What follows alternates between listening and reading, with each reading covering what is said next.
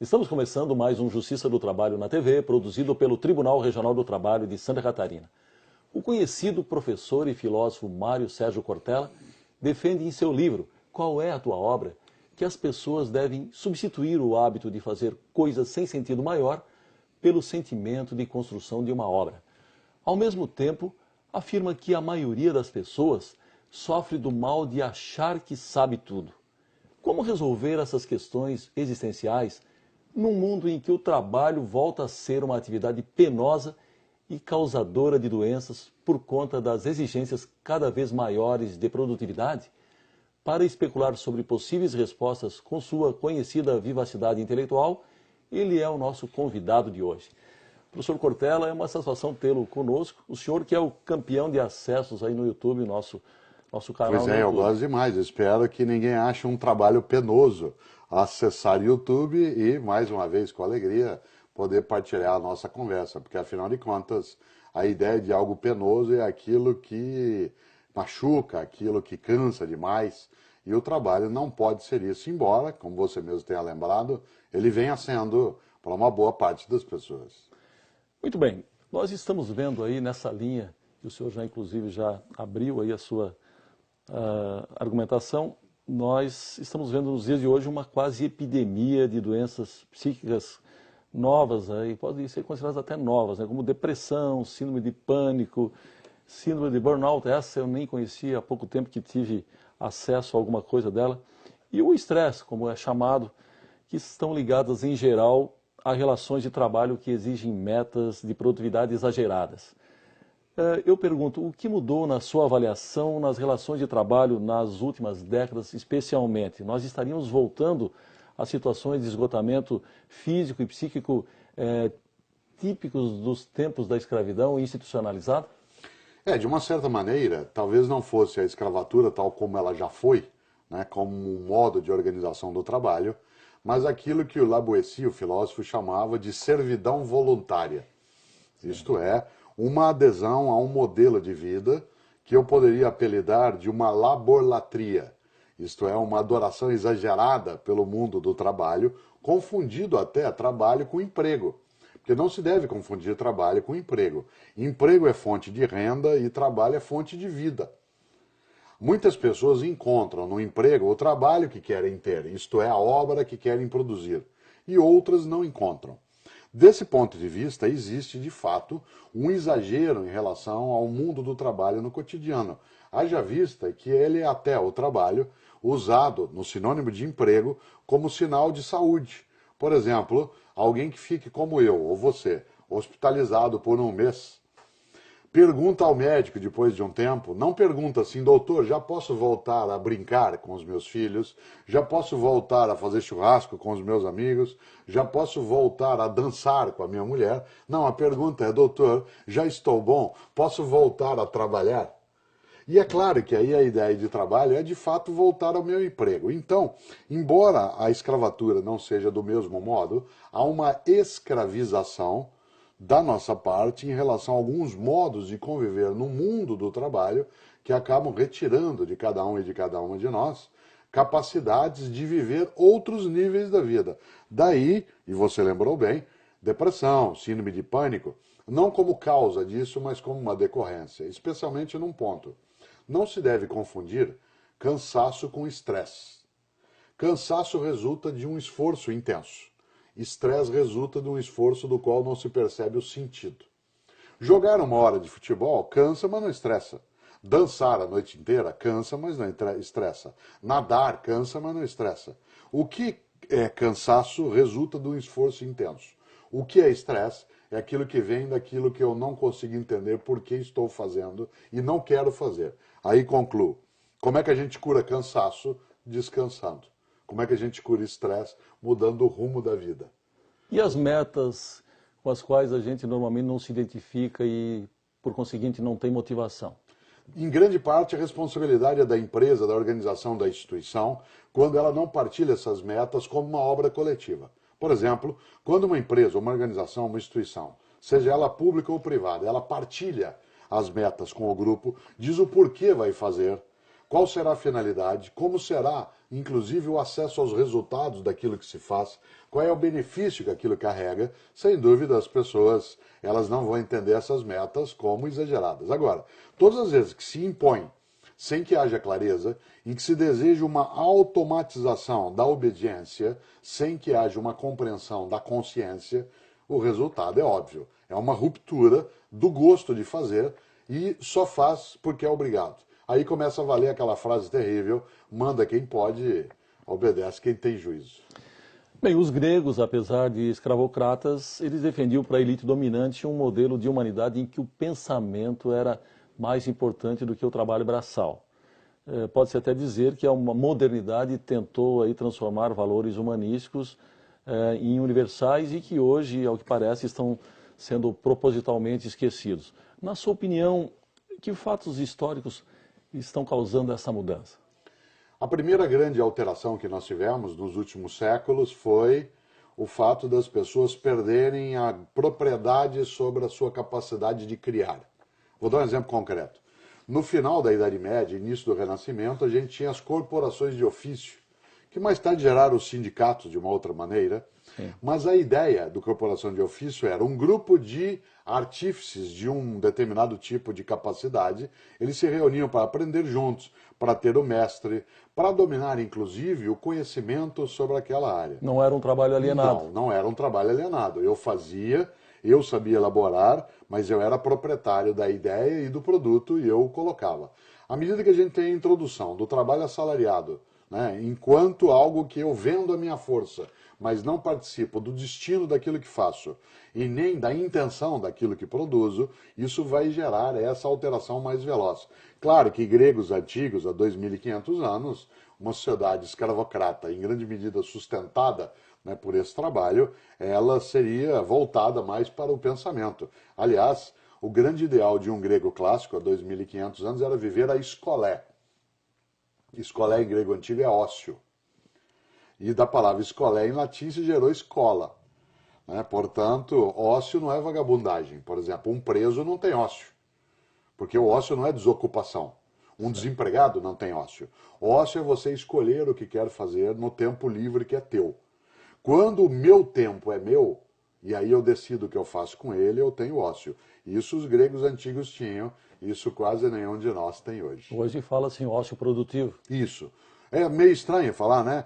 Quando o Domênico De Masi escreve uma grande obra, que é o Ócio Criativo, eu até, sem querer substituí-lo, porque ele tem uma capacidade muito mais forte que a minha, né? Ele, às vezes, talvez tenha deslizado nisso. Eu gosto de falar em ócio recreativo, em vez de falar em ócio criativo, porque você tem até algumas organizações ou empresas que hoje decidiram organizar o horário do ócio, torná-lo produtivo, de maneira que se possa render alguma coisa ali naquele horário.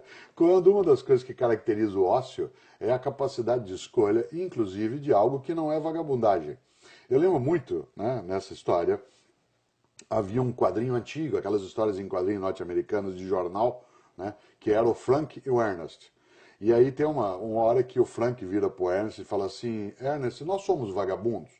O Frank diz: não, nós não somos vagabundos. Vagabundo é quem não tem o que fazer. Nós temos, só não fazemos. Tá certo. Professor Cortella, nós precisamos chamar um rápido intervalo, nós voltamos em seguida, só um minuto. Voltamos para o segundo bloco do programa de hoje. Estamos conversando com o filósofo Mário Sérgio Cortella. Professor Cortella, o senhor escreve em seu livro Qual é a Tua Obra? Que as pessoas sofrem do mal de pensar que sabem tudo, mas gente que não tem dúvidas só é capaz de repetir e não de criar ou de acompanhar as mudanças. Exato. A pergunta, na sua opinião, a profusão de informações que temos hoje pela internet, ela seria a principal responsável por essa sensação de saber tudo? Primeiro há uma confusão imensa entre conhecimento e informação. Informação é base para conhecimento, mas ele não é o conhecimento em si. Claro. Afinal de contas, a internet, por exemplo, é um poderoso meio de partilha e acesso à informação, mas nem sempre isso gera conhecimento. Há pessoas que dizem que navegam na internet, não é verdade. Algumas naufragam. Tá certo. Porque para navegar você tem que ter clareza do para onde vai e para que serve aquilo que tem. Por outro lado, a internet oferece, não ela em si, mas o acesso à informação, uma certa arrogância a algumas pessoas que supõem que apenas porque tiver aquela informação elas estão sabendo. E a internet é um ponto de partida, por exemplo, para um estudo e para uma pesquisa, não é ponto de chegada. Né? Muitas vezes a informação ali obtida ela tem a profundidade de um pires. Né? É alguma coisa que está num nível de superficialidade extremamente latente. É claro que eu, Cortella, não deixo de usar a internet, ela é um poderoso meio também, né, de eu estar me formando e informando. Mas eu não posso supor que ela já proveja toda a educação que eu tenho a necessidade de ter. E essa arrogância de algumas pessoas, inclusive, que acham que porque ali encontraram uma informação, aquela é indubitável, isso é uma coisa um pouco tola. Milor Fernandes, que é um grande carioca, costuma dizer, se você não tem dúvidas, é porque está mal informado. Tá E certo. isso vale para quem usa internet ou não usa, mas especialmente para quem usa.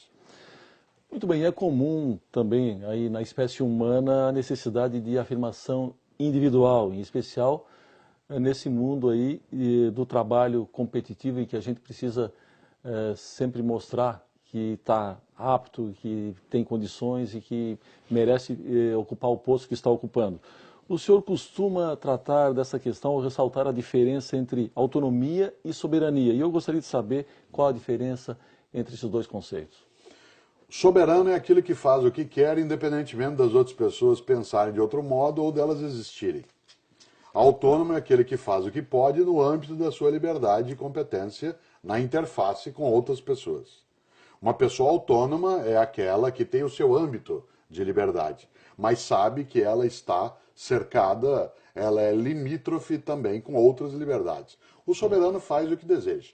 Por exemplo, hoje algumas famílias têm filhos que são soberanos. Eles não são autônomos. Eles confundem, alguns jovens confundem desejos com direitos. Ou seja, eu quero, você tem que me dar. E se você não der, eu vou ficar bravo. E não adianta reclamar que no meu tempo foi assim. Exatamente. Então, esta lógica de criar soberanos são pequenos déspotas, isso é um perigo. A frase é antiga, vou repeti-la, ela vale sempre. O mundo que nós vamos deixar para os nossos filhos depende muito dos filhos que nós vamos deixar para esse mundo. Claro. E se nós deixamos alguns filhos e filhas que confundem soberania com autonomia, nós temos que criar jovens, crianças autônomas e não soberanas. Não há o soberano. Até a expressão no campo do direito Estado soberano é uma ficção, porque a certo ponto existem as legislações internacionais, as legislações bilaterais, hoje a Organização das Nações Unidas. Então, há uma certa limitação para essa noção de soberania. Em última instância, até um Estado, ele é autônomo.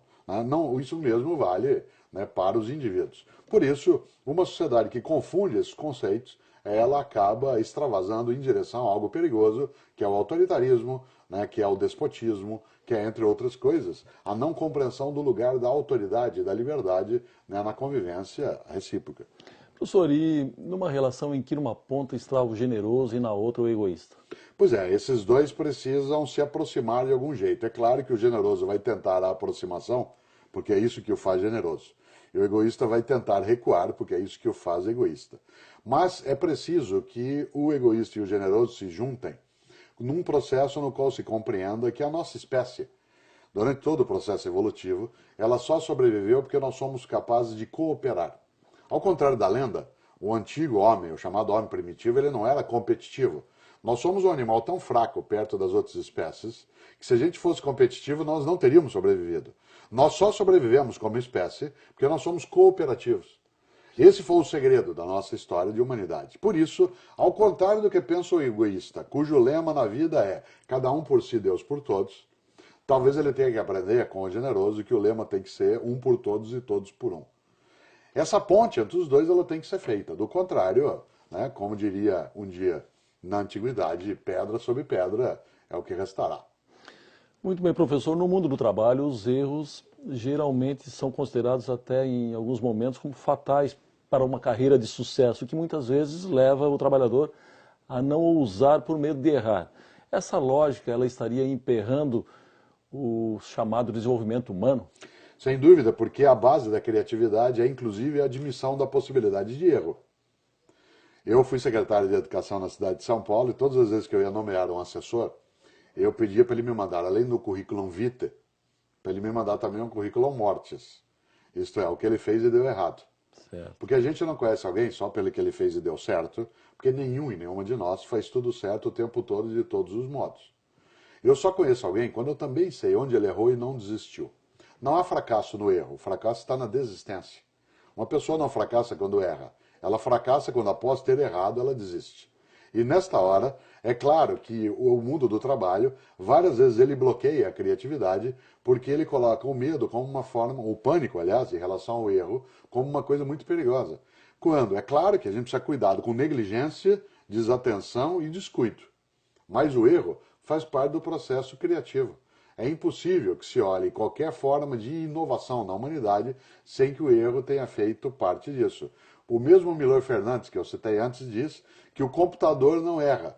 É por isso que ele não cria, ele só repete. Certo. E essa ideia esse conceito, esse rótulo de derrotado para quem não venceu, por exemplo, eventualmente até numa questão de disputa política? Eu acho que o perdedor é aquele que, tendo um desejo, um sonho, um projeto, dele desiste antes de começar. Por isso, às vezes, quando alguém perde, por exemplo, uma eleição, pode ser que essa pessoa ela tenha perdido aquele momento, mas ela não perdeu o sonho, ela não perdeu a esperança, ela não perdeu o desejo. Eu brinco sempre que o grande modo de esperança do desesperado é o próprio desespero. Porque o desesperado, como ele tem o desespero como única forma de vida, ele não precisa se comprometer. É muito bom ser desesperado. Você não tem que participar, você não tem que fazer com que dê certo, você não tem que apostar de que vai funcionar. A única coisa que o desesperado tem que fazer é esperar, porque dará errado, segundo ele. E se der certo, ele falou, é que você não viu ainda, espera. É muito bom ser desesperado porque não dá trabalho. Agora, gente que não é desesperada tem muito trabalho na vida que vai ter que buscar e fazer. É um sossego, mas é perigoso. Professor Cortella, nós precisamos chamar mais um rápido intervalo, nós voltamos em seguida, só um minuto. Voltamos para o último bloco do programa de hoje. Estamos conversando com o filósofo Mário Sérgio Cortella. Professor Cortella, o senhor defende no seu livro que nós mencionamos há pouco que as pessoas devem substituir o hábito, como eu falei na abertura, de fazer algo sem o sentido maior pelo sentimento de construção de uma obra. Eu pergunto, como fazer isso se nós estamos aí mergulhados num modo de produção que se fundamenta em grande escala na própria alienação? Eu digo isso porque tem aquele exemplo do trabalhador que passa a vida inteira fazendo um parafuso sem se dar conta de que o produto final é um automóvel, por exemplo. Esse modelo está se esgotando. Empresas inteligentes, empresas que têm visão de futuro, elas estão alterando esse processo de automatização de pessoas e deixando para que isso seja feito pelas máquinas. Por exemplo, eu conheço várias organizações industriais que, para que o operário, por exemplo, não perca a visão da obra, do trabalho, que há uma circulação de atividades. Isto é, há uma alternância de postos de atividades, de forma que ele tenha uma visão mais ampla do processo e não se restringe a ser um mero parafusador ou soldador com oxacetileno numa determinada área. Desse ponto de vista, claro que a empresa inteligente, ela preserva também a inteligência do seu funcionário. A empresa tola, ela o explora como se ele fosse uma mera peça. A clássica cena do Charles Chaplin, né, no grande filme Tempos Modernos, em que ele caindo numa máquina, né, numa engrenagem, ele sai ileso do outro lado, a grande mensagem é que ele não se machuca numa engrenagem daquela, porque ele é parte da engrenagem. E por isso ele ali cai, e sai e volta, e nada acontece porque tal como uma parte da máquina, a máquina ele é também. Por isso, hoje a sociedade como um todo e o mundo do trabalho, especialmente o privado e o público, precisam recusar esta forma de ofensa à capacidade humana, que é a mera robotização. Você sabe muito bem que a palavra robota, né, no sérvio significa escravo. E, portanto, trabalhar a ideia de uma escravização de alguém pela mente que não enxerga a razão daquilo que faz, acaba desumanizando o trabalho. Até algumas décadas, desumanizar talvez ajudasse a ter mais lucro. Em breve, desumanizar ajudará a ter menos clientes, porque hoje ficamos atentos a isso. E, portanto, mais adiante, menos lucro e a empresa pode desaparecer. O lema é: empresa, seja inteligente, cuide da inteligência dos seus trabalhadores. Professor, o que está faltando para recuperarmos essa consciência de espécie, ou seja, de que tudo o que a gente faz acaba refletindo no coletivo e vice-versa? Que a gente perca um pouco o que os gregos antigos, há 2.500 anos, chamavam de idiotia. Os gregos antigos, eles davam um nome para a pessoa que olhava só para o próprio umbigo, para a pessoa que não cuidava da vida da comunidade, para aquele que achava que só ele valia. O nome em grego disso é idiotes. Ide é um prefixo, como sabe, para próprio. Idiosincrasia, identidade, idiopatia. Idiotes, idiota, é aquele que olhava só para si. Os gregos usavam outro conceito para a pessoa que participava da vida da comunidade, que se interessava pelo mundo como um todo. A isso eles chamavam de político. Por isso, um grego há 2.500 anos achava que idiota era aquele que não participava da política. Nós conseguimos inverter isso. Nós temos que retomar o conceito original de política, que não tem a ver com partido, o partido é um dos jeitos de fazer política. Portanto, retomar o conceito de política como ação da comunidade e recusar a idiotia. Esse é o único caminho. Se nós continuarmos idiotas, idiotas seremos. Professor Cortella, para nós encerrarmos, arrematarmos o assunto, o que fazer numa sociedade onde a ideia de trabalho ela se equipara, é semelhante à ideia de castigo para muitas pessoas? Interessante porque durante os últimos 3.000 anos, nas várias sociedades onde houve trabalho escravo, a ideia de trabalho mesmo virou uma coisa daqueles que se dedicam ao trabalho manual. Aí virou a ideia de castigo. A própria palavra trabalho, que se usa em alguns idiomas, entre eles o nosso, ela tem origem num instrumento de tortura. Porque tripalium, no latim vulgar, significa 3 paus.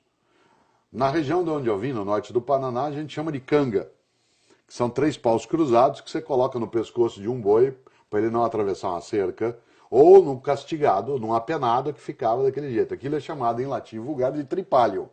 E, porque em latim, trabalho é labor. Só que quando se queria dizer que alguém ia para o trabalho, se dizia eu vou para o tripalho, quer dizer, eu vou para o trampo, eu vou para o castigo, eu vou, etc.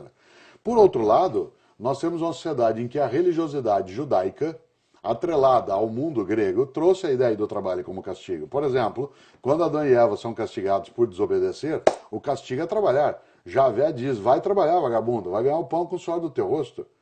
Na mitologia grega, quando Prometeu trai a divindade, ele é castigado por Zeus tendo que trabalhar pesado. Ele tem que pegar uma pedra, né, junto com Sísifo, num determinado momento, separado em outro, ir até o alto do morro, ser amarrado lá. O côndor vem, come o fígado dele, a pedra cai outra vez. Aí você tem vários mitos, às vezes só o Sísifo com a pedra, às vezes o Prometeu. Você tem uma mescla de coisas de que tudo isso é castigo. Eu prefiro, em vez da palavra tripalium, um termo grego que é poiesis.